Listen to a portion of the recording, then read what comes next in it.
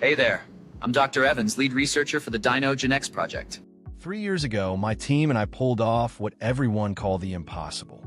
We successfully injected 75-million-year-old Velociraptor DNA into a common ostrich egg. It followed 28 days of agonizing, nerve-wracking anticipation. And when that shell finally began to crack, the whole world held its breath. It all started 50 feet beneath the streets of Chicago. It was a total fluke discovery during a routine subway extension project. We found a nearly complete Velociraptor skeleton, perfectly frozen in sedimentary rock for eons. The ribs, the vertebrae, everything was there. But the real game-changer was a fragment of the femur that still contained traces of organic collagen. It was a genetic goldmine. Against all odds, we managed to extract 47% of the original genome from that bone. It was more than enough to engineer a viable serum. Now, let me walk you through the actual process of bringing the past back to life. Project DinoGenix wasn't built overnight.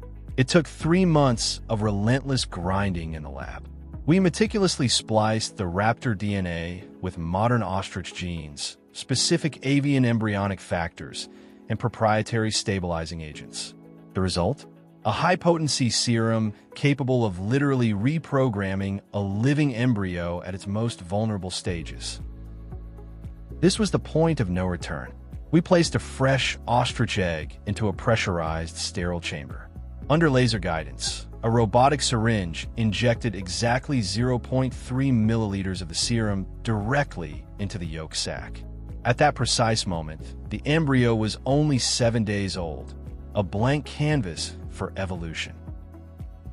The first week seemed normal, but by day 8, the sensors flagged the first genetic shifts. Day 14 was a breakthrough. We saw the growth of distinct, sickle-shaped claw structures on the monitors. By day 21, the heart rate was a steady, aggressive 180 beats per minute. On day 25, the pressure sensors went off. The specimen was already trying to break through. Day 28, 3:47 a.m. The lab was silent until we heard it, the first hairline fracture. We hit the emergency lights and prepped the containment unit. This was it. It started with small, calculated scratches from inside. Then, a sudden burst of violent impacts. The shell didn't just crack, it disintegrated. First, we saw a limb, not a wing, but a clawed hand with a razor-sharp talon. Then the second one followed. Finally, the head emerged. It had ostrich feathers, but that skull, that was pure, prehistoric predator. A velociraptor was looking back at us. This wasn't an ostrich anymore. We had created something entirely new, a lethal hybrid of 2 different eras. The question is, who's next? T-Rex? Triceratops? You tell me. Drop your pick in the comments, hit that subscribe button, and stay tuned. Experiment number 2 is already in the works.